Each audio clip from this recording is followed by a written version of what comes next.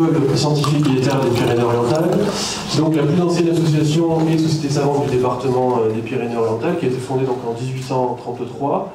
Nous nous dirigeons voilà, sûrement et prudemment vers notre bicentenaire. Vous avez d'ailleurs des programmes qui seront mis à disposition sur la table blanche ici avant de partir, qui permettent de vous renseigner sur toutes nos activités. Donc nous avons un programme que nous éditons en général à partir du mois de juillet. Ce sera peut-être décalé au mois de septembre, à partir de septembre 2025, et qui est assez riche puisqu'il contient environ une quinzaine, entre une quinzaine et une vingtaine de conférences, donc 1 à 2 par mois sur une année, ainsi que des visites et autres animations. Nous éditons également un bulletin sous la forme soit de mélange, c'est-à-dire d'articles divers qui sont issus des comptes rendus de nos conférences du cycle passé, ou bien donc un bulletin thématique qui sortira d'ailleurs cette année, qui portera sur l'histoire de la soie, voilà, publié par M. Rosinstin. Donc ce petit laïus, je vais vous présenter Félicien Capellari, qui est donc docteur en préhistoire de l'Université de Perpignan et de Misia, qui est chercheur en préhistoire, spécialiste des industries en pierre taillée, donc ce sont tous les objets en pierre taillée taillés par les populations préhistoriques sur de la très longue durée. Il est chercheur associé aussi au laboratoire HNHP, donc Histoire naturelle de l'homme préhistorique, qui est un des plus gros laboratoires de préhistoire en France, qui est multisite, hein, situé donc à Tautavel, à Perpignan, au Muséum d'histoire naturelle à Paris, au Musée de l'Homme et à l'Institut de paléontologie humaine. Je vais bientôt lui passer la parole, juste avant peut-être passer le micro à Brigitte pour dire 2 mots. Tiens, voilà. Bonjour. Voilà, je voudrais vous présenter Godéric Pla, qui va venir, parce que souvent vous ne le savez pas, mais les conférences sont filmées, et vous pouvez les revoir, si ça vous intéresse, il va vous expliquer ça.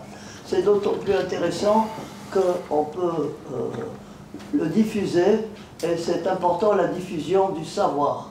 Alors, je vois que vous êtes venus nombreux. Nous avons fait passer cette conférence dans la presse locale.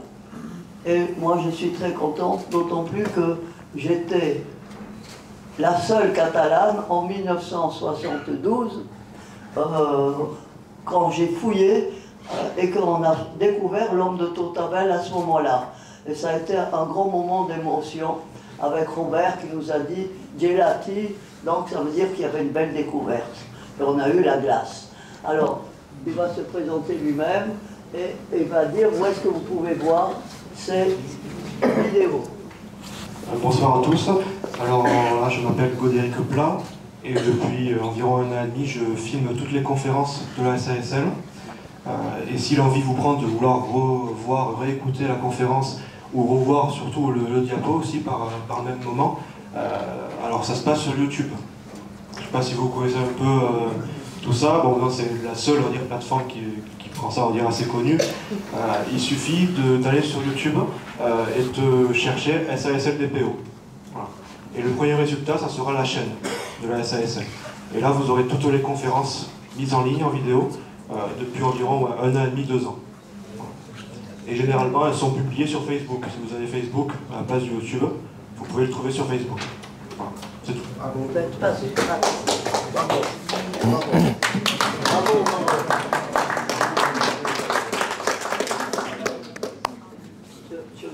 J'avais le micro, donc je vous signale que vous avez 1 heure pour la conférence, à peu près, et puis après, c'est la possibilité de poser des questions. Merci. Très bien. Ah, ça non. Non. Ça, vous l'avez là. Oui, d'accord. Il est mieux, il marche mieux. Bien. Vous m'entendez? Bien. Mais merci pour cette présentation et bonsoir à toutes et tous et merci d'être venus aussi nombreux pour m'écouter. Alors j'ai intitulé donc cette présentation recherche récente, donc bon, recherche au singulier puisqu'il s'agit effectivement de ma recherche de thèse et assez récente puisque donc j'ai soutenu il y a un peu plus d'1 an, environ 1 an et demi. Donc ce soir on va parler de la Cône de l'Arago qui est un site que vous connaissez probablement toutes et tous.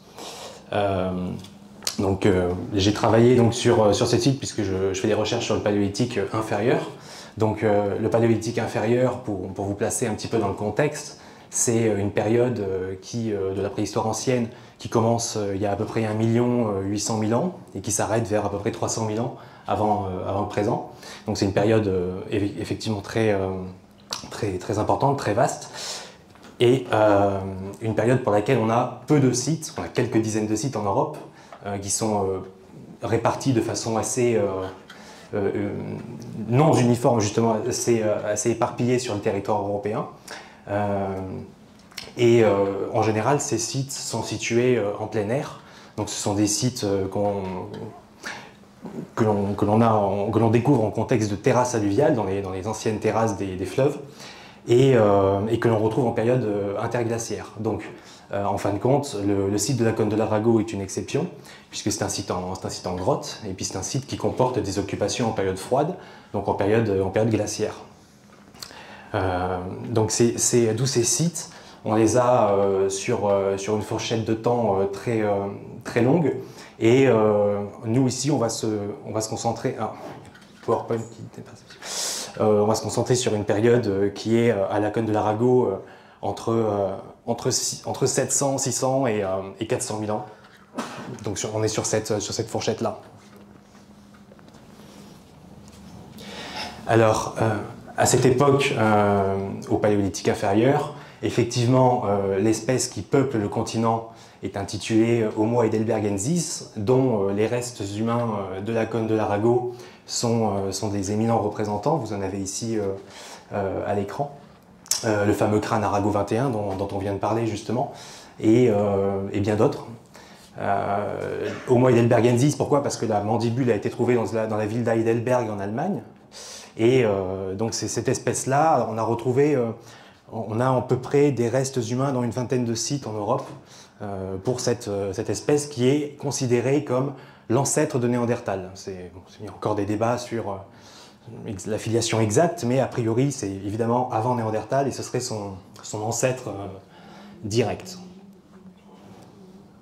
Alors à cette époque, on a des témoignages des peuplements humains essentiellement grâce aux industries lithiques qui se sont bien préservées. La faune se conserve moins bien. Et on a donc des outils lithiques, des pierres taillées très diversifiées. Et évidemment, vous connaissez tous les fameux bifaces. Les fameux bifaces qui apparaissent en Europe à partir de 700 000 ans environ. Et on en parle beaucoup, évidemment, ils sont très connus, on les retrouve dans beaucoup de musées de préhistoire.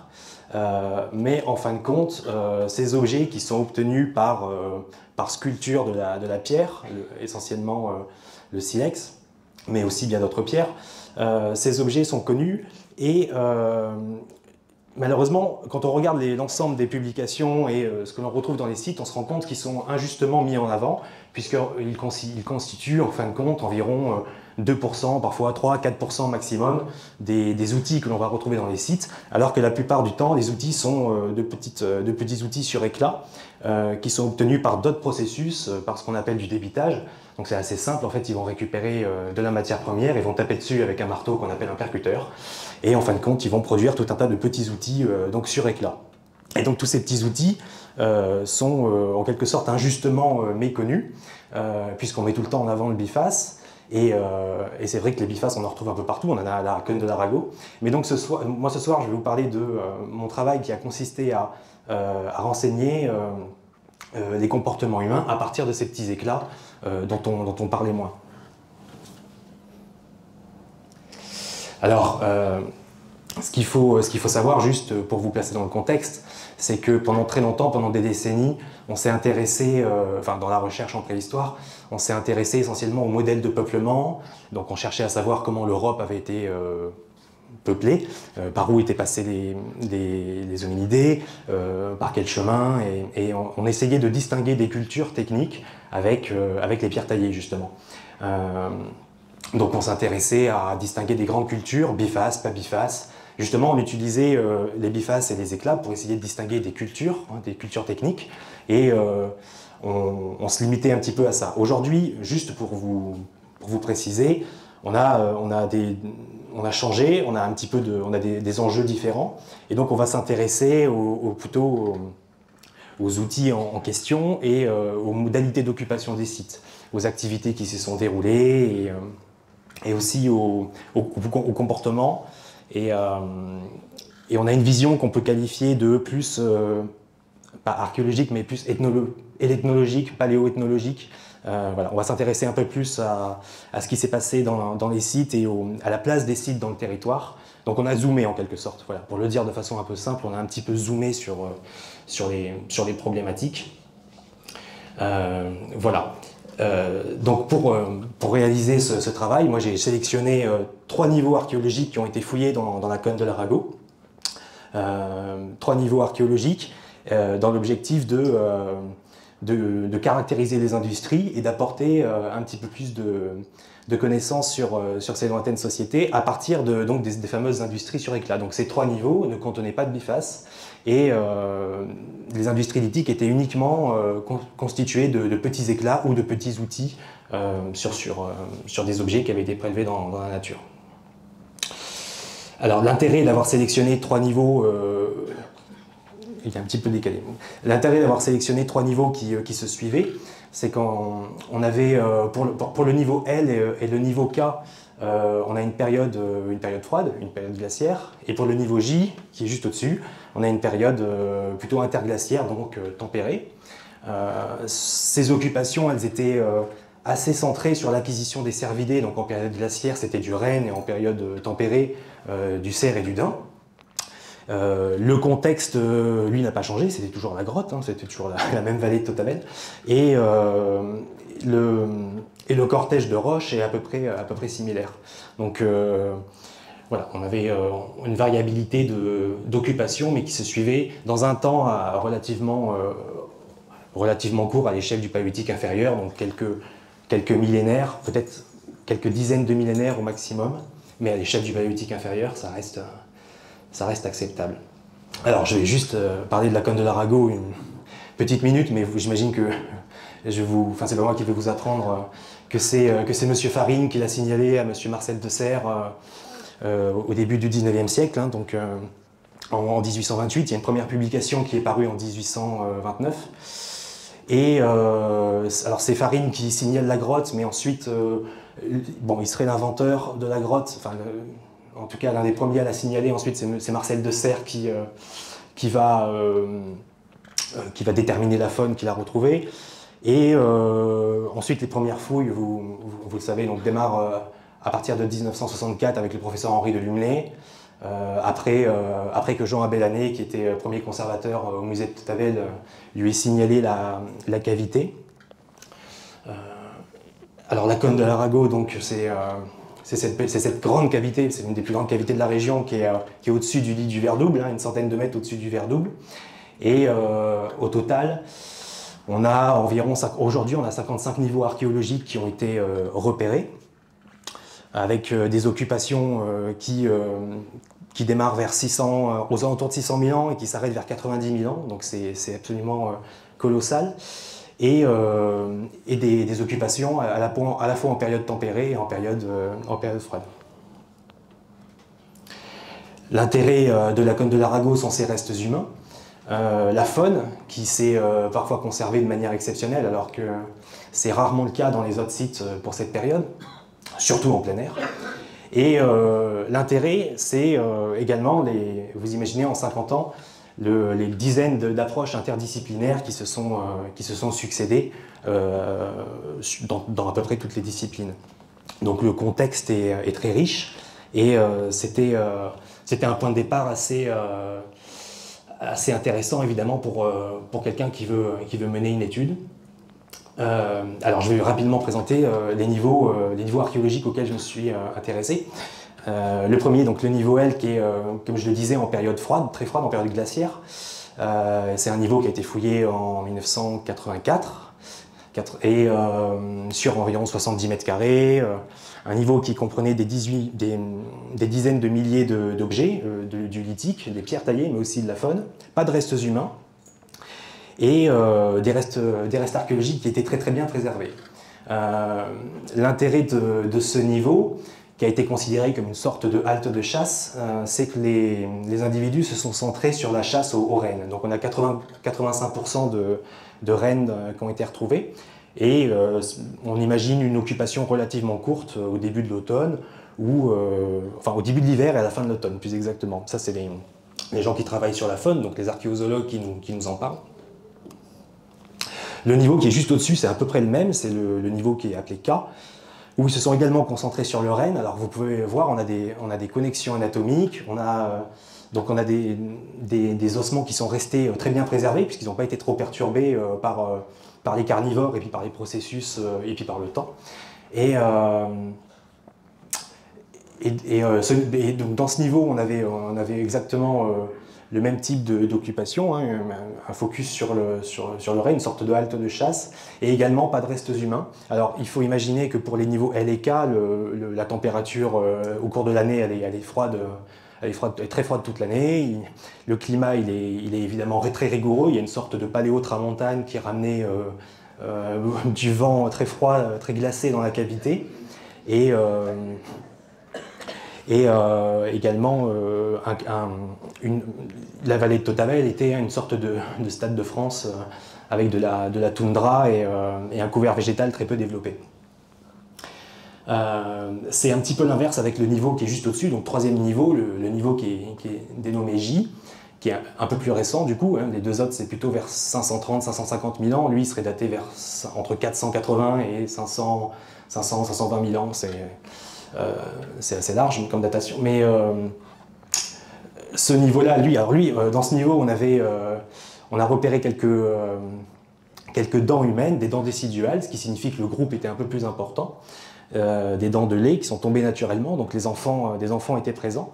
Et on a une occupation un petit peu plus large, une occupation bisaisonnière, l'été, l'automne, alors peut-être plusieurs étés, plusieurs automnes, ça c'est difficile à dire.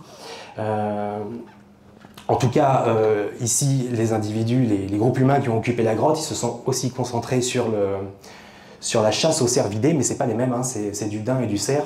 L'environnement était beaucoup plus forestier, beaucoup plus humide, avec un climat plus tempéré, donc un couvert forestier plus développé et plus de forêt. Donc le climat et l'environnement étaient radicalement différents avec les deux niveaux précédents. Alors maintenant, je vais rentrer un petit peu plus dans la partie technique. Donc vous voyez qu'au total, ça fait beaucoup de pièces. Pour moi qui me suis intéressé à la matière minérale, là, ici vous avez une photo des réserves de Tautavel où j'ai pu étaler le mobilier. Vous voyez qu'on a beaucoup de chance à Tautavel parce qu'on peut travailler avec de grands espaces. Et ça c'est très pratique quand on a des centaines voire des milliers de pièces à étudier. Vous voyez que bon, pour le niveau K, c'est un niveau où il y avait j'avais un peu plus de 300 pièces à étudier, mais dans les deux autres niveaux, il y avait des milliers de pièces à passer en revue. Et quand je parle de pièces, c'est bien entendu des pierres taillées, des objets lithiques manufacturés par les hommes. Enfin, les hommes et les femmes, mais vous avez compris.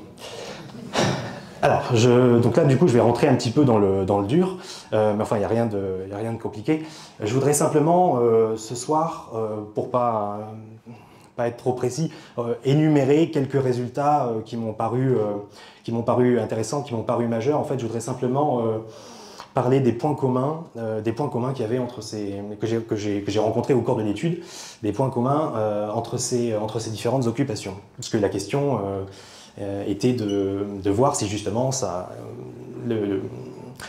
les traditions techniques et ces petits outils sur éclat changent ou ne changent pas en fonction du climat, de l'environnement,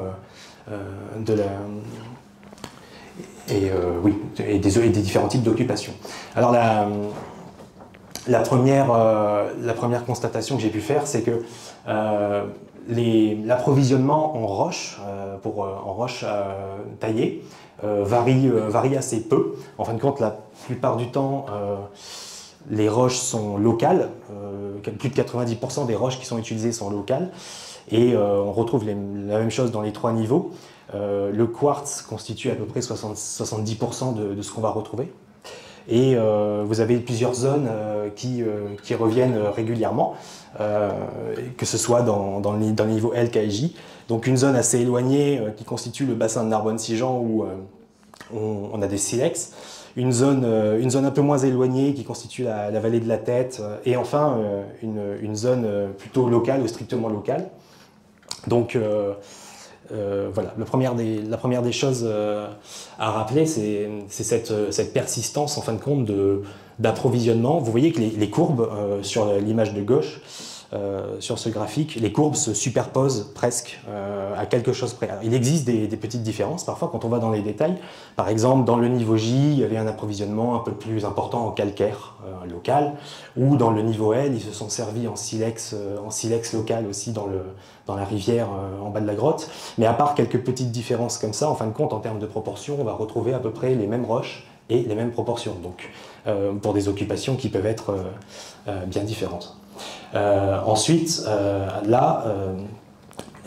un autre aspect technique, c'est la présence dans les 3 niveaux et pour toutes les roches de nucléus qui permettent de produire différents objectifs. Alors les nucléus, ce sont ces objets.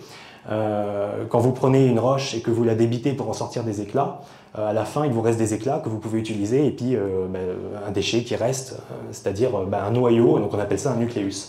Donc les nucléus sont ces objets sur lesquels on peut lire, justement, on peut lire le type d'éclat qui a été extrait. Donc là, vous en avez, c'est du quartz ou du calcaire. Et dans tous les niveaux, enfin dans les 3 niveaux que j'ai donc étudiés, j'ai pu constater qu'il n'y avait pas comme c'est le cas dans d'autres industries justement ou dans d'autres sites, il n'y avait pas de nucléus qui était dédié à un type d'objet en particulier. Donc là par exemple, si vous prenez le dessin qu'on voit à droite, c'est un remontage. Un remontage, c'est du puzzle, une sorte de puzzle en 3D qu'on peut faire sur les pierres. Donc on voit qu'un premier éclat a été obtenu avec une partie assez épaisse opposée à un tranchant donc un fil tranchant coupant. Et puis ensuite, vous avez d'autres petits éclats, des petits éclats avec des bords tranchants sur la périphérie. Voilà, il y a différents types d'éclats qui sont obtenus, donc différents objectifs. Et en fait, on voit ça sur toutes les matières et dans tous les niveaux. Ensuite, alors là ça fait un peu peur, mais en fait c'est très très simple. C'est juste pour vous dire que la troisième chose que j'ai pu constater, c'est que la production de ces éclats, de ces petits éclats, encore une fois, quelles que soient les roches et dans les 3 niveaux, était assez normalisée. C'est-à-dire que finalement, les longueurs, largeurs, épaisseurs et même les morphologies parfois étaient sensiblement égales, similaires. Donc par exemple, là j'ai pris le quartz parce que c'est la roche la plus prépondérante dans toutes les industries. Vous avez des éclats qui font entre 10 et 50 mm de longueur et 10 et 40 mm de longueur de largeur et puis jusqu'à 20-30 mm d'épaisseur. Et en fait on retrouve ça dans le niveau L et dans le niveau J qui sont pourtant donc des occupations a priori bien distinctes. Voilà. Donc évidemment, c'est lié à la matière première qui peut être la même, mais il y a aussi une recherche, on va le voir maintenant, une recherche d'objectifs souvent identiques. En parlant d'objectifs, donc les voilà, donc ce sont ces éclats, ces fameux éclats. Ici, on envoie des photos, des dessins, donc il y a plusieurs matières, hein. Vous avez du jaspe et du quartzite. Ça, c'est encore un point commun qu'on a pu retrouver dans ces différentes occupations. Pour chaque roche et dans les 3 niveaux, on va retrouver à chaque fois une petite gamme d'objectifs différents, c'est-à-dire des éclats longs, des éclats un petit peu plus courts. Et donc, par exemple, sur ce que vous pouvez constater ici, pour le jaspe, j'ai pu distinguer environ 3 types d'objectifs.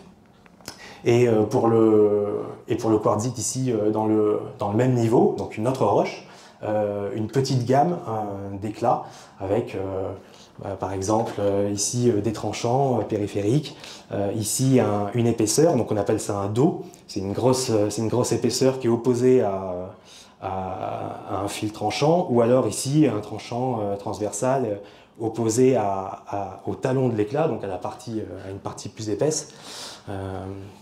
Voilà, donc toujours une petite diversité.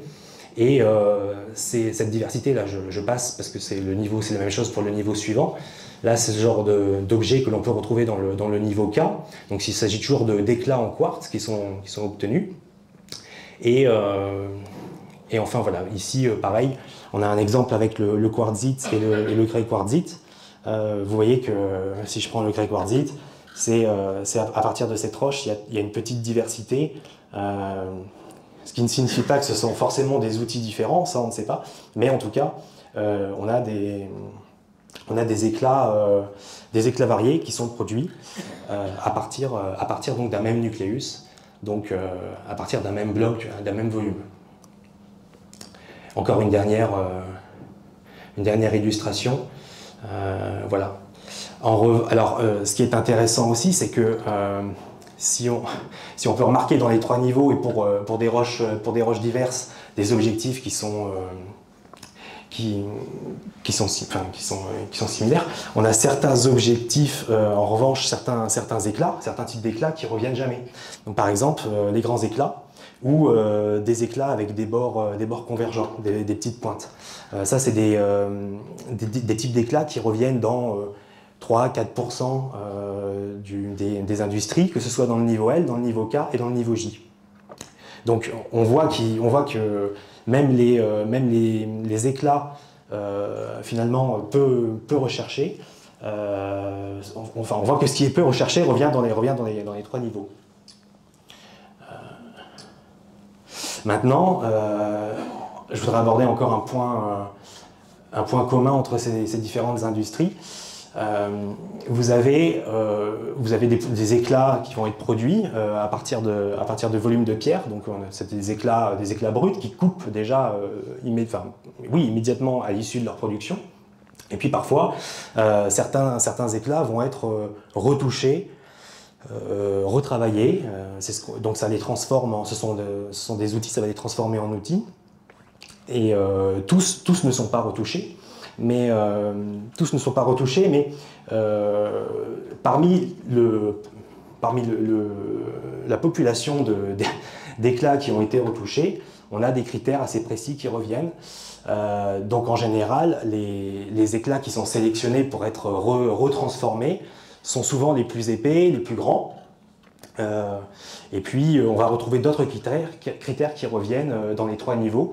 Et pour des outils de toutes les matières premières, donc c'est-à-dire que ce soit le quartz, le calcaire, le jaspe ou même le silex, tous les éclats dans ces roches-là qui vont être retravaillés vont répondre à ces différents critères. Ces différents critères que j'ai énumérés ici.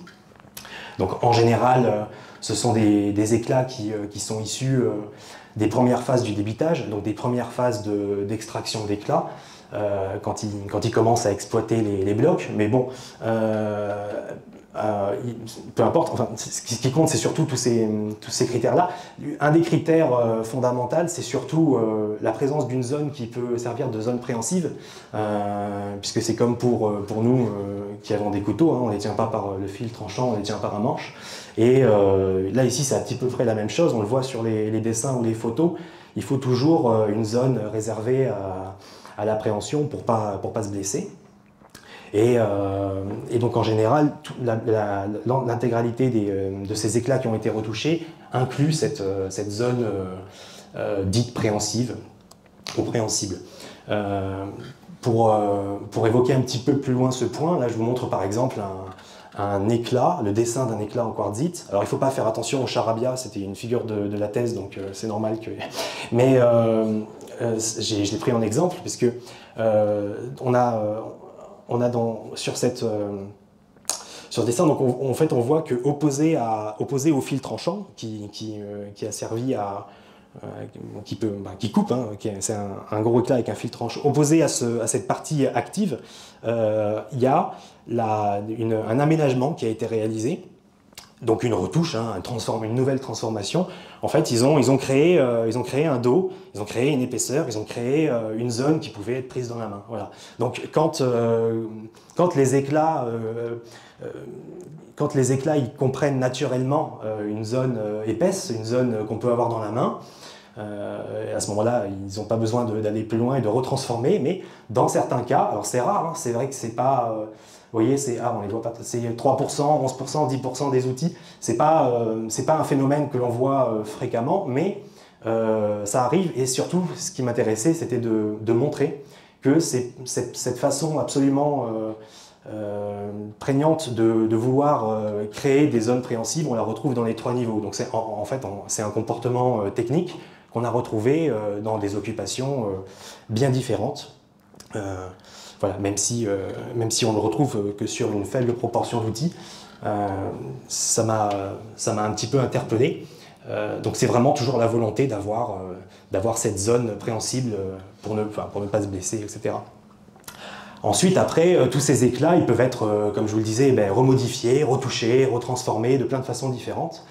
Et là encore, c'est un point commun entre les 3 occupations, c'est la diversité des façons de transformer les éclats. Il y a plein de façons de transformer les éclats. Ça peut être une simple petite retouche pour réaffûter un tranchant qui ne coupe plus. Ça peut être une petite retouche d'affûtage ou pour régulariser, comme nous on réaffûte nos couteaux. Et puis ça peut être aussi presque une sorte de façonnage, en tout cas d'aménagement qui est particulièrement important. Et puis alors après on peut avoir aussi un façonnage qui commence et puis encore de la petite retouche. Les deux peuvent se mélanger. Bon. Ce qui est intéressant, c'est qu'on va retrouver dans le site, on va retrouver plein de petits éclats, de tout petits éclats qui font 2 cm, 1 cm, parfois quelques millimètres. Et en fait, ces éclats-là sont les éclats, justement, qui proviennent des opérations de retouche des éclats. Donc ce sont des éclats d'éclats. C'est un petit peu comme si nous, on affûtait le couteau, et puis en affûtant le couteau, on voit des micro paillettes d'acier qui se dégagent. Voilà. Là, donc on est capable, nous, en tant que technologues, d'associer autant qu'on peut des éclats qui proviennent d'une retouche, enfin plutôt d'un aménagement. Donc vous voyez là, c'est les plus gros, des sortes d'éclats de façonnage, et puis on est capable aussi de distinguer les tout petits éclats qui proviennent d'une retouche, d'un outil. Voilà. Cette phase de transformation des éclats, elle est vraiment très importante parce que parfois il faut, comme je le disais, réaffûter l'éclat, et puis parfois surtout ça a permis de créer des tranchants, des bords, des outils qui ne sont pas possibles d'obtenir directement, parce que vous prenez un bloc, vous allez taper dessus, vous sortez un éclat, vous êtes content parce que vous avez l'éclat qui coupe, vous pouvez intervenir sur la matière on va dire, tout de suite, mais parfois il vous faut des outils que vous n'avez pas directement, donc il faut passer par cette phase de retravail de l'éclat. Donc c'est le cas par exemple ici, vous voyez qu'il y a des encoches qui ont été créées en rouge pour, soit pour avoir une encoche, soit pour avoir une espèce de petit bec là ici. C'est comme nos couteaux à pain en fait. Voilà, il faut imaginer que si on veut avoir ces encoches, ces pics, ces encoches, ces pics, etc., comme sur une scie, si on veut avoir ça, il faut passer par cette phase de retouche. Donc ça c'est une phase de création de l'outil qui est très importante et qui est donc assez diversifiée, qu'on retrouve dans les 3 niveaux. Et ce qui est intéressant, c'est que dans les 3 niveaux, on retrouvait essentiellement la prépondérance de la retouche. Et puis après venaient les opérations plutôt de façonnage, de confection. Enfin, on retrouvait à peu près les mêmes façons de transformer les éclats. Donc c'est encore des comportements techniques qui se renouvellent. Ensuite, je me suis intéressé aux outils et j'ai pu faire des groupes d'outils. Alors là encore, ça paraît très compliqué, mais en fin de compte, j'ai pu mettre en avant plusieurs groupes d'outils pour chaque occupation. Alors vous voyez que dans les niveaux L et K, il y en a 5, 6, il y a un peu plus de groupes d'outils dans le niveau J. C'est probablement dû au fait que le niveau J, comme je le disais tout à l'heure, est le résultat d'occupations un petit peu plus longues, d'au moins 2 saisons. Alors ce qui est intéressant ici, c'est qu'on peut voir, j'ai énuméré, c'est un petit peu indigeste, mais j'ai énuméré les groupes d'outils dans chaque niveau. Et en fait, on voit que, il ne faut pas être daltonien, mais on voit qu'en vert, on a c'est vrai qu'on a des groupes d'outils qui vont revenir dans chaque niveau. Donc c'est les mêmes groupes qui reviennent pour les 3 niveaux. Après, il y a des groupes d'outils qui vont intervenir que dans qui vont se retrouver que dans un seul niveau ou dans 2 niveaux. Aussi, on peut avoir par exemple des groupes d'outils qu'on va retrouver dans le niveau L et qu'on va également retrouver dans le niveau J, mais qu'on ne retrouvera pas au milieu, dans le niveau K. Ou inversement, un groupe d'outils qu'on peut retrouver que dans le niveau K et qu'on ne retrouvera pas dans le niveau L et dans le niveau J. Voilà, donc est-ce que ça signifie, alors pour les groupes d'outils qu'on va retrouver dans les 3 niveaux, est-ce que ça signifie que c'est un fond commun technique qui se perpétue, qui se renouvelle malgré les changements d'occupation, le contexte climatique, environnemental, etc. Est-ce que c'est culturel? Est-ce que ça correspond à des activités qui sont les mêmes? Donc ils ont eu besoin des mêmes outils. Voilà. Ça soulève toutes ces questions-là. En tout cas, ce qu'on peut dire aussi, c'est que certains groupes d'outils comprennent 2-3 individus, 2-3 spécimens. Donc et puis, il y a d'autres groupes d'outils où j'avais des effectifs de 100, 150. Voilà.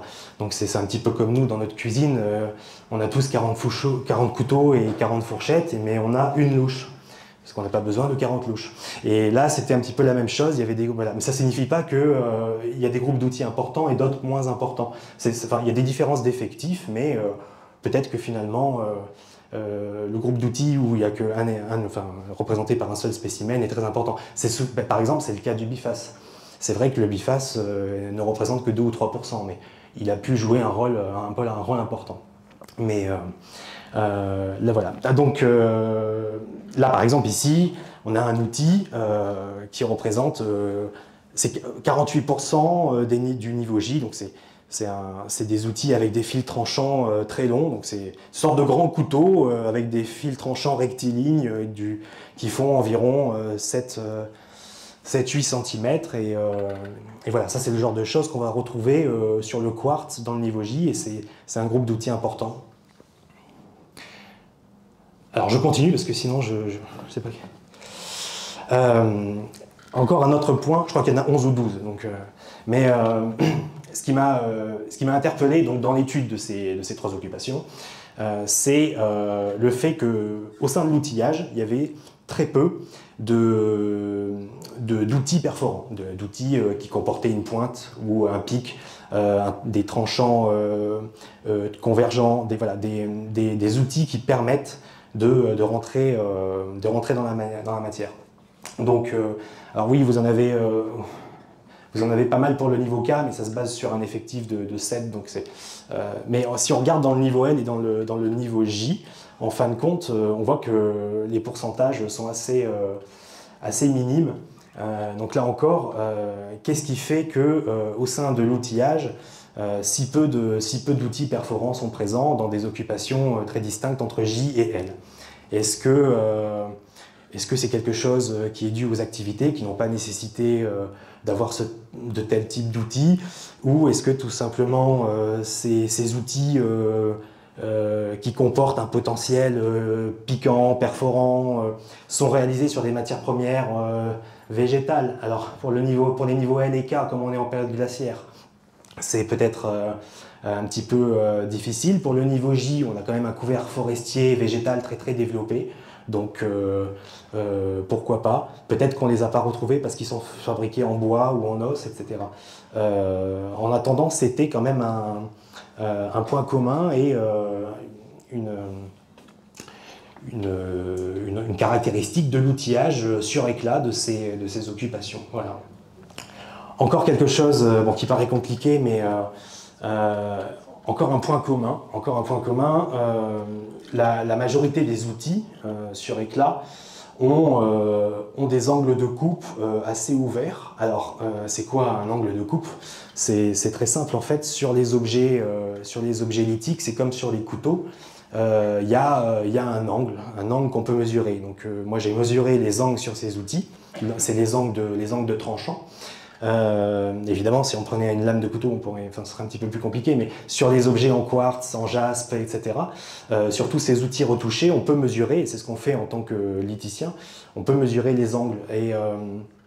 Et on a des données, depuis quelques années, en technologie lithique, en technologie fonctionnelle, qui nous indiquent que quand on a des angles de tranchant vers 40 degrés, on est plutôt sur des outils qui permettent d'inciser, de couper, de rentrer dans la matière. Ça coupe fort, comme une lame de rasoir. En revanche, quand vous avez des angles à partir de 60-70 degrés, donc des angles obtus, vous êtes sur ce qu'on appelle plutôt de la coupe sortante. En fait, vous êtes sur des outils qui ne permettent pas justement de rentrer dans la matière et qui sont surtout faits pour rester en surface de la matière, comme quand on veut gratter ou sans rentrer dans la matière. Donc voilà, des angles fermés qui sont des angles plutôt aigus, qui permettent d'inciser, de couper, de trancher, et des angles ouverts, des angles obtus, qui justement permettent de rester bien en surface et qui servent par exemple à gratter ou à racler, etc. C'est très très schématique, mais... Et alors, qu'est-ce qu'on voit pour les outils du niveau L, enfin des niveaux L et K et J? Et bien, en fin de compte, on voit que la majorité des outils comportaient des angles de coupe très ouverts, dits obtus. Donc par exemple pour le niveau J, 78%, dans le niveau K, 90%, et dans le niveau L, 77%. Voilà, vous avez un exemple avec le dessin coloré. Et donc à partir de là, je me suis demandé si ces différents outils qui ont été produits n'avaient pas été... pour quelles activités avaient-ils été produits en fin de compte. Et évidemment, étant donné que les trois niveaux sont centrés sur l'acquisition des cervidés et de l'exploitation donc des cervidés pour les matières carnées, mais aussi peut-être pour les peaux, puisque on sait que la récupération des peaux est attestée. On peut penser que certains, peut-être pas tous évidemment, mais certains de ces outils ont pu servir au tannage des peaux. Voilà, donc ça c'est des choses qui demandent à être confirmées par d'autres spécialistes qui font de la tracéologie, mais en tout cas c'est quand même assez intriguant de voir que dans trois occupations, certes qui se suivent, qui sont successives, mais qui sont quand même très très différentes d'un point de vue archéologique et climato-environnemental, on va retrouver dans l'outillage des outils avec toujours cette recherche d'angles ouverts et qui en tout cas ne permettent pas vraiment de rentrer dans la matière et qui sont probablement liés à des activités spécifiques. Il y a des chercheurs espagnols qui récemment ont fait une étude sur le site d'Atapuerca, dans la région de Burgos, et qui ont montré des données un petit peu similaires. Voilà. Donc, on peut éventuellement penser que, par exemple, les éclats qui ont été transformés étaient plutôt à rapporter à des activités de tannage ou de grattage des peaux, et tous les éclats qu'on appelle bruts, c'est-à-dire les éclats non retouchés, ont été utilisés dans des activités de boucherie ou d'autres activités. Voilà. Alors, encore un petit point qui a été intriguant, mais encore un point commun. J'ai pu distinguer dans l'outillage, dans ce qu'on appelle le toolkit des habitants de ces occupations de l'Arago, des outils, on va dire, un peu uniques, et des outils de type couteau suisse. Alors c'est encore une image, hein, mais certains éclats ne comportaient qu'un tranchant qui avait été aménagé, donc un type, on va dire un tranchant, un bord, un type d'outil.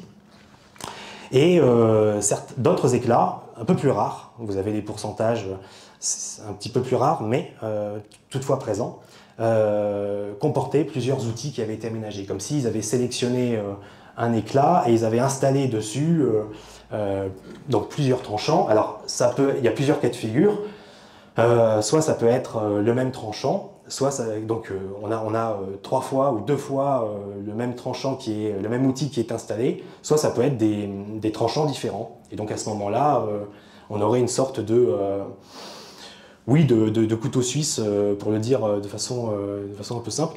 Là, par exemple, ici, vous avez un gros éclat en jaspe, donc roche qui vient de la vallée de la Tête et qui est arrivé fini à la cône de l'Arago.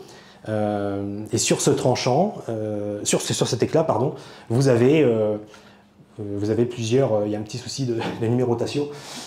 C'est un 2 à la place du 3, à la place du 5. Mais vous aviez trois bords différents, installés sur l'éclat. Alors là, après, voilà, on peut pas rentrer tout de suite dans la discussion, mais est-ce que ça correspond à des outils permettant de faire plusieurs activités, des outils un peu intemporels qu'on peut balader partout? Parce que ça, on sait que c'est arrivé dans la poche, en fait. Parce qu'en fin de compte, on n'a pas tout le début du stade de débitage pour cette roche-là. C'est arrivé à la cône de l'Arago déjà fini, puisque c'est une roche qui vient de loin, au moins une quinzaine de kilomètres. Donc est-ce que ces outils-là, ils servent à se balader bon, pourtant, ils l'ont abandonné sur place. Est-ce que ça sert à faire plusieurs activités un petit peu intemporelles en fonction des saisons, en fonction des jours, etc. Est-ce qu'il y a des outils plutôt spécifiques? Voilà. On voit que, par exemple, ces outils type couteau suisse, on en a le maximum dans le niveau J et on en a moins dans le niveau L. Bon. Donc, on aurait tendance à penser que... Bon, après, c'est aussi dû au fait qu'il y a beaucoup plus de pierres taillées et de vestiges archéologiques dans le niveau L, bien sûr, mais voilà, on en retrouve... Finalement, ce qui est marrant, c'est qu'on retrouve, cette tradition technique, on va dire, cette façon... Enfin, oui, ce type d'activité, ce type d'objet technique, on le retrouve dans les 3 occupations. Donc on peut penser que c'est quelque chose qui se fait à l'époque et qui perdure. Voilà, je vais essayer d'avancer. Je vais passer à la dernière étape de cette présentation de résultats, de cette succession de points communs entre ces niveaux. Et donc là, je vais parler d'économie. L'économie des roches, l'économie des matières premières qui ont été exploitées par les individus de la cône de l'Arago. Et donc là, ça va nous permettre de nous raccrocher à quelque chose d'un petit peu plus, peut-être, concret, dans le sens où ça parle de territoire et d'exploitation du territoire. Qu'est-ce qu'on a comme... Qu'est-ce que l'on observe comme mouvement de roche et comme déplacement, et qu'est-ce que l'on voit dans ces 3 niveaux? Beaucoup de choses, et des choses que vous allez le voir se retrouver. Dans le niveau L, j'ai pu constater que certains outils finis sont importés directement, donc ils sont importés dans la grotte. Pourtant, ce sont des outils en roche locale. Donc vous avez par exemple des calcaires, des quartzites, etc. Des lydiennes. Donc ce sont des objets qui peuvent arriver directement finis dans la grotte et qui sont abandonnés. Inversement, on peut aussi parfois voir que certains objets dans ces roches manquent et ont été exportés vers une zone indéterminée. Pourtant, il s'agit bien de pièces en matière première assez locales. Donc quand je dis locales, c'est dans la vallée de Totabel, c'est 5 km aux alentours de la grotte. Après, vous avez un comportement qu'on connaît bien, qu'on connaissait bien avant moi, mais vous avez un apport d'objets en jaspe qui vient de la vallée de la Tête et qui ont été abandonnés. Dans ce niveau, vous avez également des pièces en silex qui viennent du bassin de Narbonne-Sigean, environ 35 km, et qui sont importés finis, donc des éclats retouchés et des éclats bruts, qui sont importés importés plus exactement dans la cavité et qui sont laissés abandonnés. Mais on a aussi, grâce aux petits éclats de retouche, j'ai aussi pu distinguer des outils en silex allochtone qui sont réexportés. Ça, on peut le voir parce que il existe différents types de silex. Ils proviennent tous de la zone de Narbonne-Sigean, mais on peut les distinguer. Comment on peut les distinguer avec les petits éclats de retouche, qu'on voyait tout à l'heure. On on peut savoir que certains éclats sont arrivés dans la grotte, ont été retouchés, et on n'a plus les éclats parce qu'ils ont exporté les éclats, mais par contre on a tous les petits éclats de retouche. Donc ça c'est assez génial parce qu'on n'a plus l'outil, mais on sait qu'il a transité sur le site parce qu'on a tous les éclats de retouche qui sont d'un type de silex spécifique. Et par contre on a aussi des éclats qui eux ont bel et bien été abandonnés, mais comme ils sont dans un autre type de silex, on sait que c'est... Voilà. Donc, grâce à ce petit jeu de matières premières, on arrive à voir ce qui a transité sur le site. Dans le niveau K, on va retrouver à peu près la même chose que ce qu'on a vu dans le niveau L. Donc encore des outils qui sont apportés sur le site fini, alors que pourtant il s'agit de roches plutôt locales. Un emport ensuite d'outils en lydienne, encore une roche locale. On a des objets, des éclats en jaspe qui ont transité sur le site. Donc ce coup-ci, à l'inverse du niveau L où ils les ont abandonnés après l'occupation, ils les ont abandonnés sur le site, là on a un transit. Donc encore une fois, on va retrouver les petits éclats en jaspe, mais pas des outils. On a aussi un transit de même processus, d'outils sur éclat en silex provenant de Périac de mer, de cette zone-là, et qui ont transité par le site, mais qui ont été réemportés vers une zone qui reste à déterminer. Enfin, dans le niveau J, on a des processus de circulation un petit peu similaires. Donc à nouveau un emport d'outils en lydienne, des apports directs de roches plutôt locales, grès quartzite, quartz, un apport et un abandon sur le site d'outils en jaspe.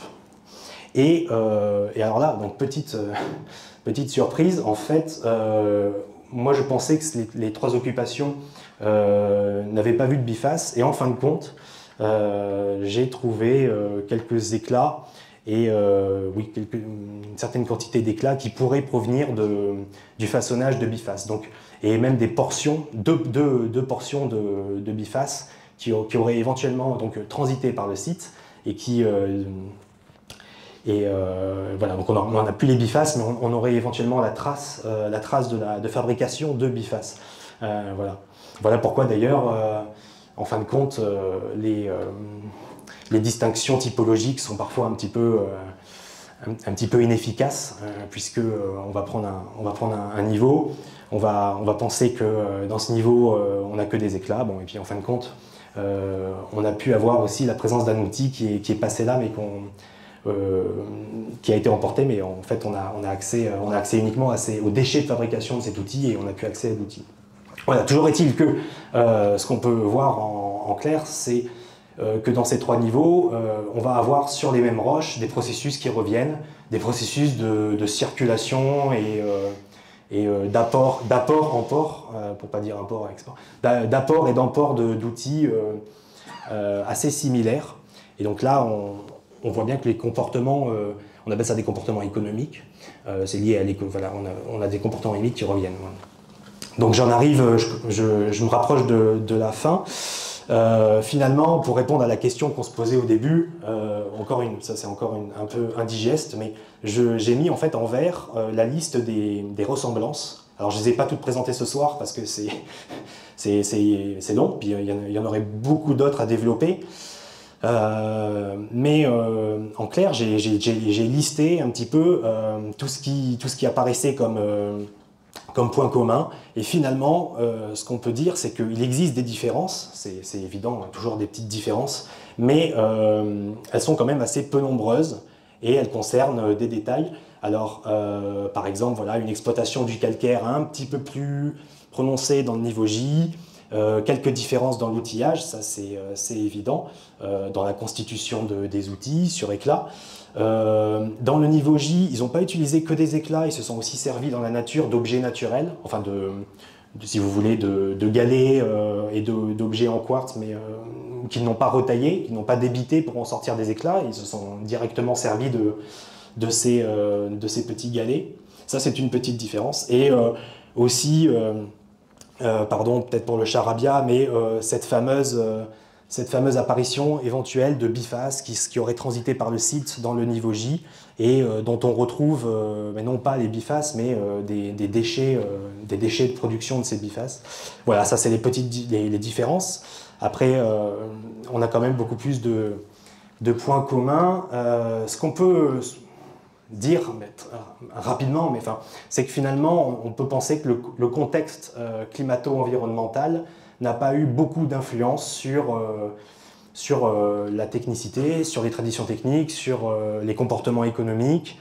Et voilà. Alors après, peut-être que les variations que l'on observe, certes peu nombreuses, mais qui existent quand même, peut-être que ces différences sont dues à des modalités d'occupation du site, donc la durée, la fonction du site, sa place dans le territoire qui n'était pas forcément la même, la taille du groupe, les activités qui ont été menées pendant ces occupations. Voilà. Peut-être que les différences tiennent plutôt sur ont à voir avec ces aspects-là, mais en tout cas, voilà, peu de différences d'un point de vue technique, d'un point de vue culturel, techno-culturel, et peut-être pas une grosse place du contexte climato-environnemental. Peut-être que finalement, les différences, le peu de différences à avoir avec le fait que les occupations sont quand même toutes les trois centrées sur les cervidés, sur l'acquisition des cervidés, qui ne sont pas les mêmes cervidés, mais qui sont quand même le taxon de faune largement représenté. Vous avez vu, 70-80% pour les deux niveaux de Rennes. Bon. Donc, voilà, des raisons à évoquer. Juste pour terminer, la Cône de l'Arago, c'est un site très connu, mais il existe une poignée, mais il existe quelques autres séquences en Europe, des séquences longues, et j'ai effectué quelques comparaisons. Donc, et en fait, ce type de comportement que l'on voit sur un temps long, il peut être observé dans d'autres sites. Donc par exemple en Italie, il y a des sites comme Notar Chirico, Valle Giumentina, etc., qui comportent des longues séquences archéologiques, peut-être pas aussi puissantes que celles de l'Arago, mais en tout cas des séquences archéologiques où vous avez beaucoup de niveaux. Et on peut parfois observer voilà, des comportements techniques qui vont revenir de niveau à niveau. Donc c'est le genre de choses que l'on peut observer bon, je ne veux pas dire à l'échelle européenne parce que c'est pas la même chose partout, mais on peut trouver des points de comparaison avec l'Espagne et avec l'Italie notamment. Il y a certains critères que j'ai pu relever à l'Arago, par exemple, là j'en ai juste illustré un, mais c'est les critères. Tout à l'heure, vous vous souvenez, je vous ai parlé du fait qu'ils ne sélectionnaient pas n'importe quel éclat, ils prenaient toujours des éclats selon certains critères, et notamment le fait d'avoir une partie que l'on peut tenir en main, des dos, des épaisseurs, une partie préhensive. Ben ça, c'est clairement un critère qu'on va retrouver dans beaucoup de sites européens, et notamment un site qui s'appelle Maratoussa, qui est en Grèce. Voilà. Donc on peut retrouver ce genre de traits culturels sur d'autres sites peuplés par Homo heidelbergensis. Et donc voilà, cette succession de comportements sur un temps long, elle peut se retrouver. Alors après, d'où la bonne vieille, enfin la question un peu finale, la bonne vieille question, est-ce que toute cette approche similaire à avoir avec des activités, avec les mêmes activités, donc les gens du niveau J et les gens du niveau L, finalement ont suivi des troupeaux, ils ont suivi les mêmes itinéraires pour acquérir des roches, et en fait on retrouve à petit peu près la même chose parce qu'ils ont fait les mêmes parcours, les mêmes activités, l'exploitation de ressources. Ou est-ce que ce serait peut-être aussi est-ce qu'il y a une dimension culturelle, c'est-à-dire qu'il y a aussi c'est-à-dire qu'ils ont ces comportements sont hérités et donc ils reproduisent ça, pas que pour leur survie, mais aussi parce que ce fonctionnement dans le territoire, cette acquisition de tel type de roche, etc., ça peut être aussi quelque chose de culturel, qui se reproduit. Voilà, les deux portes sont possibles. Ça peut être aussi un long héritage social. Voilà, et donc juste pour terminer, donc c'est le type d'étude que j'ai mené, donc a permis de renseigner un peu plus les outils sur éclat, donc pour les documenter un peu plus, puisque les bifaces étaient déjà largement étudiés. Et donc, j'ai pu mettre en avant certains traits récurrents pour ces outils sur éclat qui sont pas forcément applicables à toute l'Europe, mais en tout cas qui nous renseignent un peu plus sur ce qui s'est fait à la cône de l'Arago. Après, en ce qui concerne la diversité des industries au Paléolithique inférieur, au tout début de la présentation, donc je vous ai dit que c'était assez diversifié. Donc, comme on l'a vu ce soir, cette diversité, elle est potentiellement liée aux activités, tout simplement, et à la mobilité des individus sur le territoire. Ou alors, d'un point de vue peut-être plutôt culturel, elle peut être due aussi à l'absence de ce que j'appelle carcan technologique, c'est-à-dire une certaine flexibilité qui se reproduit de génération en génération, une flexibilité de comportement par rapport à la matière première, et qui donnerait donc des industries assez diverses. Voilà. Alors maintenant, il y a d'autres travaux qui restent à mener. On pourrait comparer, déjà il faut comparer ces données avec d'autres sites, pour voir d'autres sites de plein air, pour voir ce qui se passe en plein air, pour faire une comparaison entre ce site en grotte qui reste un petit peu, je ne vais pas dire une exception, mais les sites en grotte sont moins nombreux que les sites de plein air. Donc quel est le type d'outillage qu'on a en plein air, comparer les modalités de fabrication d'outils et les outils en plein air sur les sites de plein air avec ce qu'on a vu pour la grotte de l'Arago. Voilà, continuer de ce genre d'analyse et sur d'autres sites européens. Et puis, peut-être éventuellement mener d'autres analyses de ce type sur d'autres niveaux de la cône de l'Arago, puisque vous savez, à la cône de l'Arago, donc il y a 55 niveaux au total. Donc voilà, là j'ai passé plusieurs années sur 3 niveaux. Donc vous imaginez qu'on peut investiguer encore d'autres niveaux, même si le travail ne manque pas, même si énormément d'études ont déjà été menées, hein, des études pluridisciplinaires depuis 50 ans, mais il reste encore des niveaux à investiguer. Et puis, je suis aussi, alors ça c'est encore très précis, mais je suis aussi en attente de données de la part de travaux de collègues sur l'efficacité des diverses roches. Parce que tout à l'heure, je vous disais qu'on pouvait retrouver des groupes d'outils sur plein de roches, des groupes d'outils similaires sur des roches diverses. Et donc la question que beaucoup de gens se posent, c'est, en fin de compte, est-ce que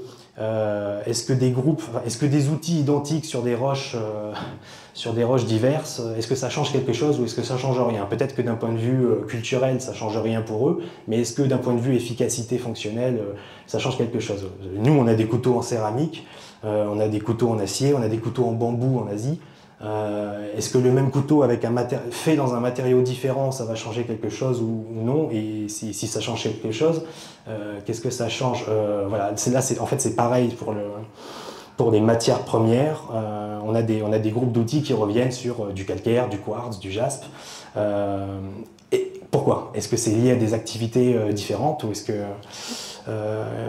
qu'en fait c'est la même activité qui est réalisée avec tous les outils? Voilà, donc encore beaucoup de questions, beaucoup de travaux qui peuvent être menés, et je crois que c'est à peu près tout. Voilà.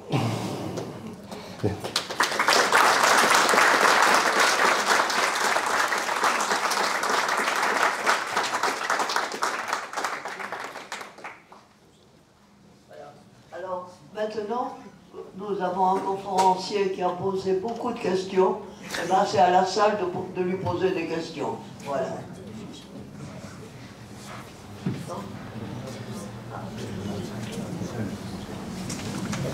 Bonjour, je m'appelle Roland.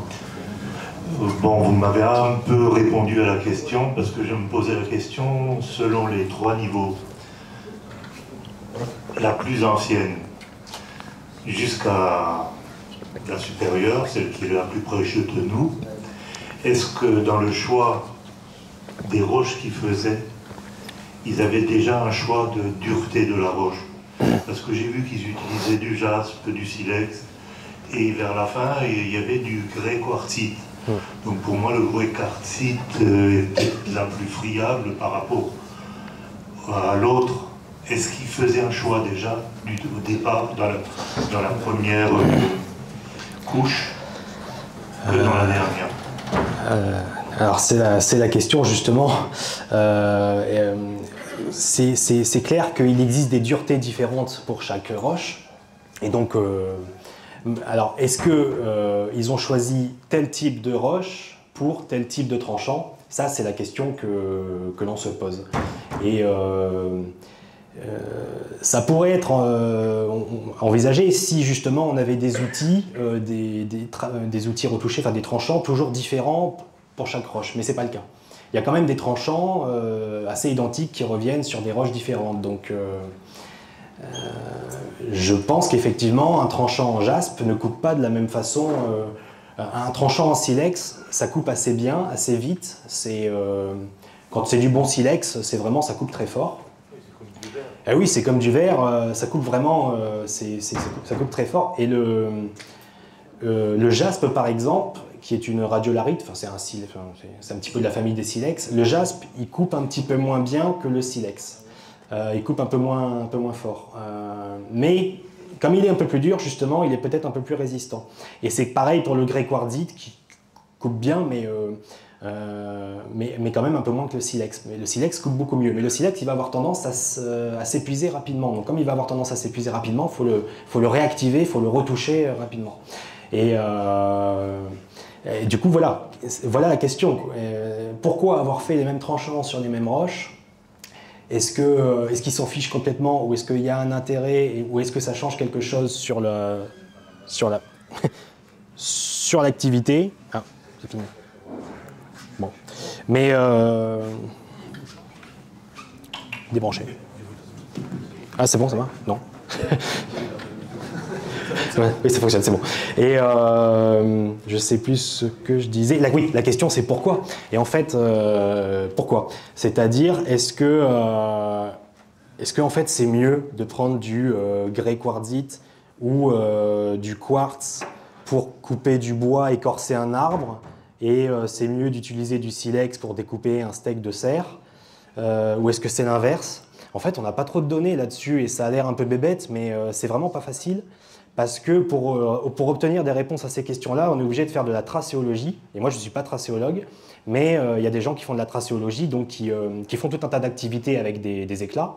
Ils coupent du bois ici, ils découpent de la viande, etc. Et ils regardent au microscope les traces. Donc ils font des référentiels comme ça, ils regardent les traces que ça fait.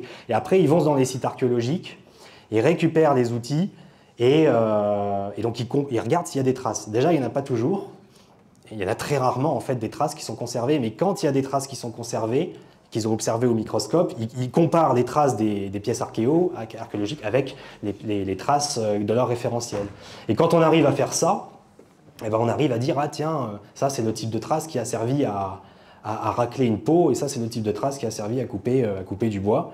Et sur le silex et l'obsidienne, ça marche à peu près bien, enfin, quand il y a des bons contextes, mais c'est vrai que sur le quartz, ça marche un peu moins bien, c'est plus difficile de faire de la tracéologie sur ces roches, et surtout, alors là, après le calcaire, le grès, tout ça, n'en parlons pas.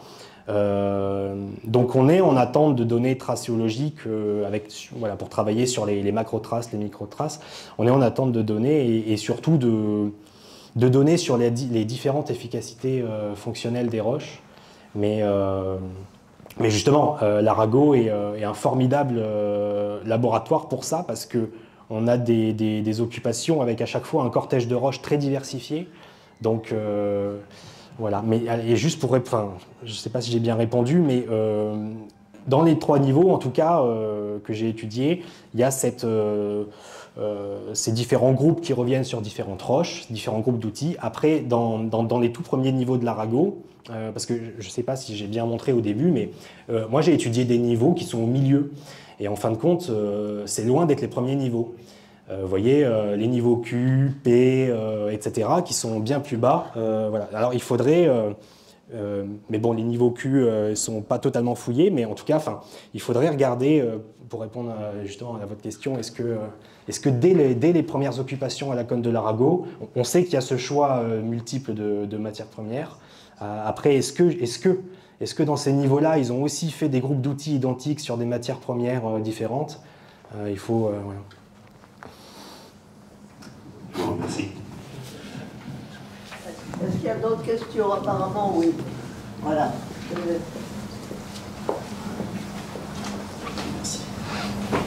On peut imaginer que ces pierres étaient utilisées à main directement. Est-ce qu'il y en avait certaines qui étaient emmanchées? Ou comment l'utilisateur surtout, peut-on imaginer qu'il se protégeait? Oui, alors ça c'est quelque chose que j'ai pas, effectivement, j'ai pas parlé de ça. Au Paléolithique inférieur, donc cette grande période ancienne en Europe, on n'a pas de traces d'emmanchement. A priori, on est dans un monde où l'emmanchement, a priori, n'a pas été encore... enfin, on n'en a pas la trace. Voilà. Et justement, la distinction paléolithique inférieur, paléolithique moyen, elle se fait un petit peu avec ça. À partir de 300 000 ans, on a, à partir de 300 000 ans, avant le présent, on a l'apparition d'une période qu'on appelle le paléolithique moyen, où il y a le fameux débitage levallois. Alors je ne sais pas si ça parle aux gens, mais c'est une façon de créer, de débiter des éclats que l'homme de Néandertal a beaucoup utilisé. Et en fin de compte, avec l'apparition du débitage dit levallois, parce qu'il a été trouvé à Levallois-Perret en banlieue parisienne, avec l'apparition de ce débitage, on a la création d'éclats très spécifiques, et certains de ces éclats sont emmanchés. Donc en clair, on a voilà, cette apparition paléolithique moyen, débitage levallois, et premiers emmanchements qui se fait aux alentours de 300 000 ans en Europe. Je ne parle pas de l'Afrique. L'Afrique, c'est encore autre chose. Bon, d'une part parce que je suis spécialiste plutôt de l'Europe, mais aussi parce qu'on a des chronologies un petit peu différentes. Mais en tout cas, a priori, pour l'instant, il est difficile d'imaginer les outils de la cône de l'Arago emmanchés. Comme je vous l'ai dit, la plupart du temps, ils recherchent ces fameuses parties préhensives. Je suis désolé, j'insiste énormément là-dessus, mais c'est fondamental. C'est tellement fondamental que quand elle n'existe pas, ils ont cherché à la créer. Voilà. Sinon, l'outil n'est pas rendu fonctionnel, il n'est pas rendu utilisable.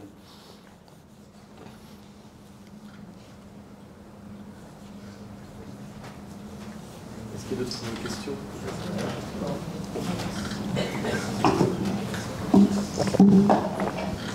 Alors, voilà. Est-ce qu'il y a d'autres questions, s'il vous plaît?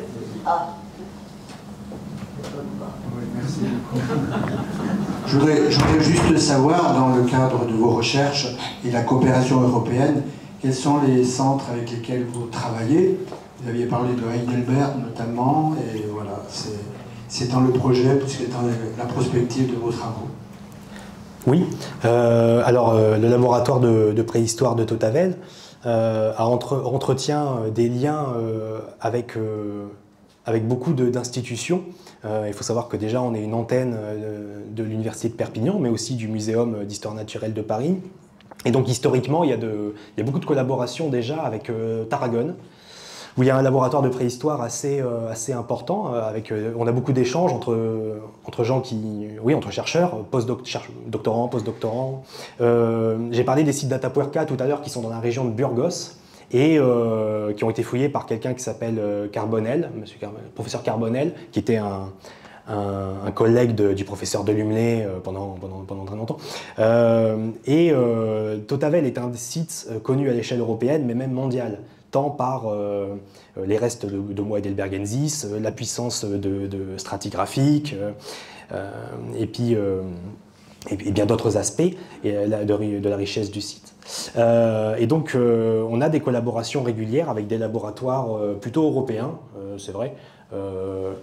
Alors par rapport à Heidelberg, Heidelberg c'est la petite ville d'Allemagne où a été trouvée la mandibule de Mauer, et donc c'est pour ça qu'on a appelé ça Homo heidelbergensis. Est-ce qu'aujourd'hui, non, on n'a pas de rapport avec Heidelberg parce que c'est vraiment une petite ville, enfin un tout petit village presque un peu comme Tautavel. Par contre, Tautavel est jumelé avec Mauer. Après, on est jumelé encore avec Mauer, parce que c'est un peu historique. Et sinon, on a des collaborations avec des spécialistes européens, alors avec l'Allemagne, les Italiens. En Allemagne, il y a un laboratoire assez important pour la préhistoire, c'est Tübingen. Ensuite, moi, vous voyez, par exemple, dans mon jury pour évaluer ma thèse, il y avait Nick Ashton, qui est un des professeurs et archéologues très spécialisés dans le paléolithique inférieur, mais pour l'Angleterre. Donc lui, il vient du British Museum. On a aussi des collaborations avec les laboratoires français, bien entendu. Mais je dirais plutôt, plutôt italien, plutôt espagnol. Avec notamment Ferrare également, Ferrare en Italie, où on a des spécialistes qui s'intéressent aux questions de peuplement de l'Europe, donc de préhistoire ancienne en Europe, et qui eux fouillent par exemple les sites dont j'ai parlé tout à l'heure, Valle Giumentina, Notar Chirico, voilà, des sites qui ne sont pas aussi beaux que l'Arago, mais qui eux aussi ont l'avantage d'avoir, comme je disais, ces longues stratigraphies où on va retrouver des comportements récurrents. Voilà. Je ne sais pas si je réponds bien à votre question. Tout à fait, oui, merci. Et à l'international, notamment sur les États-Unis, dans le Wyoming, je pensais à la roche comme l'obsidienne. Est-ce que vous avez des... personnellement avec ces pierres? Alors personnellement, moi, j'ai pas eu à travailler avec des collègues américains. Après, l'obsidienne, c'est une roche formidable, moi que j'ai rencontrée en Afrique, en Éthiopie. Mais l'obsidienne américaine ou l'obsidienne turque ou l'obsidienne méditerranéenne est tout aussi formidable. Après, dans le Wyoming, je connais mal les laboratoires américains. Moi, j'ai pas eu jusqu'à présent, non, j'ai pas eu encore de travaux ou de rencontres sur le peuplement américain. Mais j'espère... en avoir plus tard. Oui, j'espère. Merci. Merci beaucoup.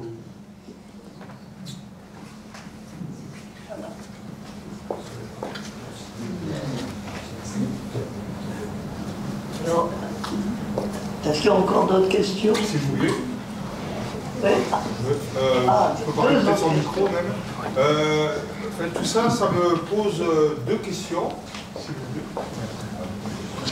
Est-ce qu'on peut imaginer que les outils avec un angle de coupe très large, il y en a beaucoup plus, du fait que pour le tannage, il y aurait une usure du tranchant beaucoup plus rapide.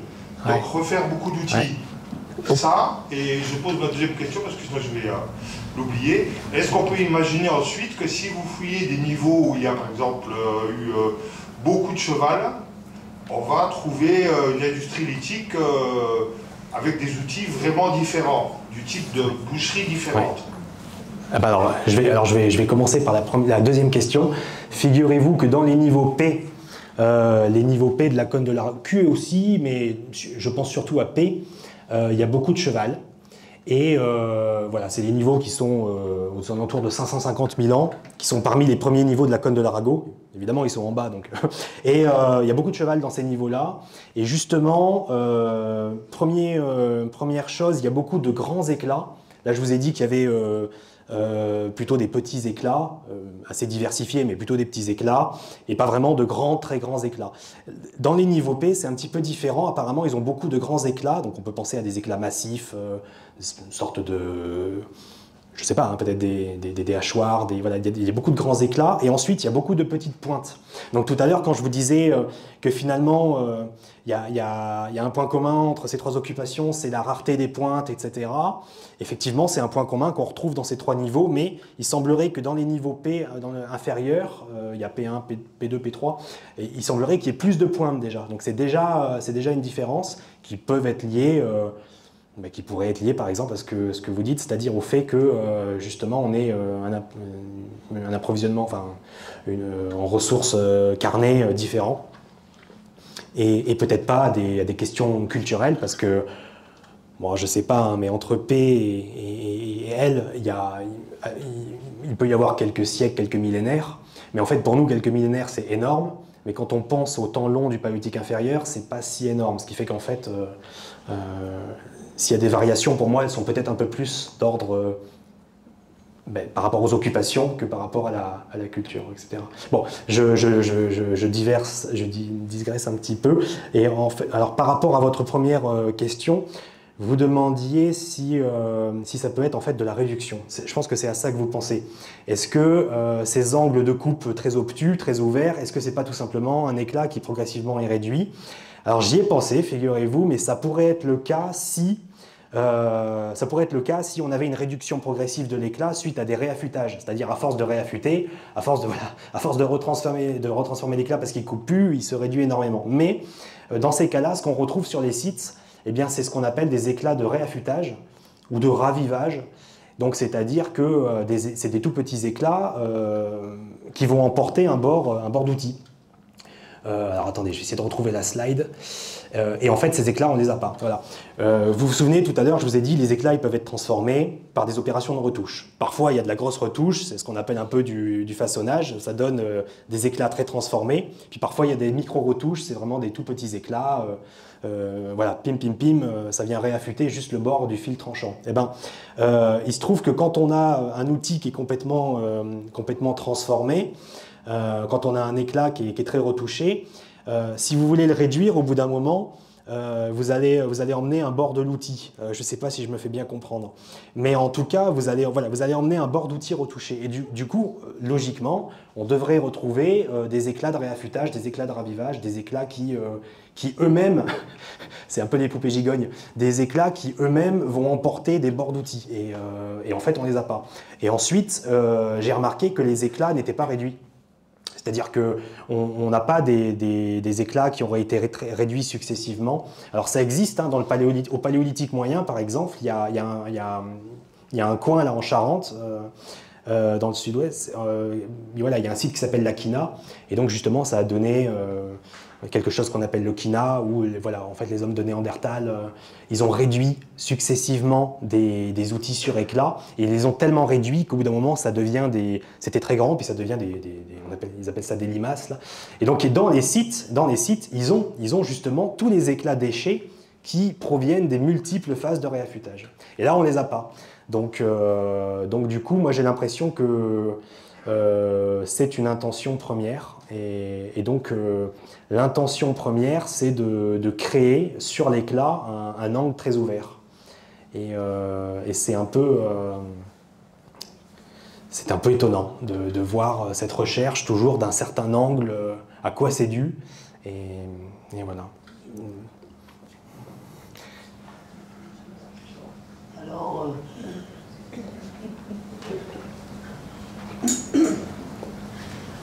je vois qu'il n'y a plus de questions, donc on va s'en tenir là.